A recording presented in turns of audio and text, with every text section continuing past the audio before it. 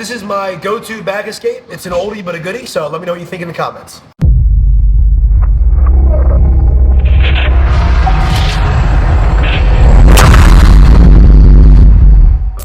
As I have my back taken here, ideally I want to pick which side I fall to, right? But it's very rare in grappling. We're going to end up in this neutral spot where I get to pick. So I would love to go by the old school rule of thumb, fall the way his top hand is pointing, which would be this direction.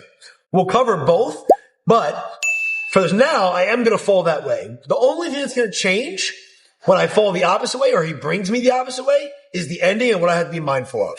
So as we're here, I want to control the top arm. Now, what I don't want to do with the top arm is get in a position where I'm fighting back and forth. I want to address it and I want to kind of pull it into my chest, almost like when you bench press and they say to spread that barbell across your chest.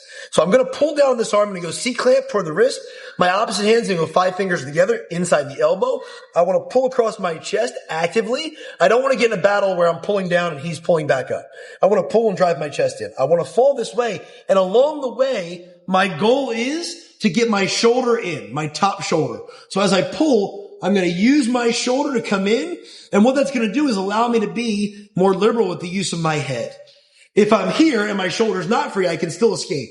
But I can't pummel with my head because if I lift my chin, I'm in danger of that choke going right in. So I'm going to actively try to get this top shoulder in. When I achieve that, now my head can pummel because to get to my neck, he has to first surpass my shoulder. So my head's going to pummel. That's my first step.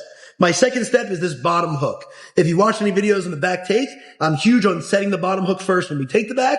It's no different than when we get out of the back. I got to address the bottom hook. So my bottom leg is going to walk in and ditch that hook and come up and over. Now, if I struggle here, it's okay for me to let go with my hand that's on the wrist and gently kind of paddle his leg down for a second. What I don't want to do is keep my arm down here and run the risk of getting it hooked. So if I come off the wrist, it's only going to be to push slightly, come right back to that grip, and my top leg is going to step over and my heel goes to my butt. I want to bring my heel as close to my butt as possible so we don't get in a game here where he throws his hook, I ditch it, and we're back and forth. When I bring that heel in, now when he brings his leg out, it should run into my leg. My next thing I need to free is my hip, so I'm going to walk that way, just an old school shrimping technique as I bring my hip to the floor. The last step is to shear my elbow between my partner and myself. I don't want to turn here and let him use his grip to pull me and get my back again. I'm going to bring this elbow in. Now I'm going to scoot to create distance.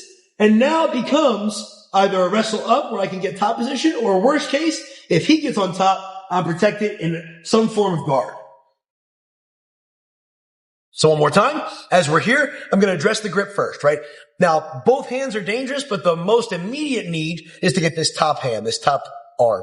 So my thumb is going to go in at that C-clamp at the wrist. Other hand is 5 fingers together right beneath the elbow. I'm pulling across my chest. If I can cheat and sneak my shoulder in now, I would love to. If he's got kind of my posture kind of pulled back, then I'm going to have to fall. And as I do, I sneak my shoulder in. My head's going to pummel to the floor. And now I want to think about walking my shoulders to the mat so I can look at him. And in doing that, my bottom leg should be walking away from that hook. Again, if it gets stuck and I need to come off and push, I push and come right back. I'm going to step over, bring my heel to my butt, keep scooting to face my partner. And as I go, I want to bring this elbow in. Now, the biggest mistake we'll see is when we see that space, it's very tempting to turn and run.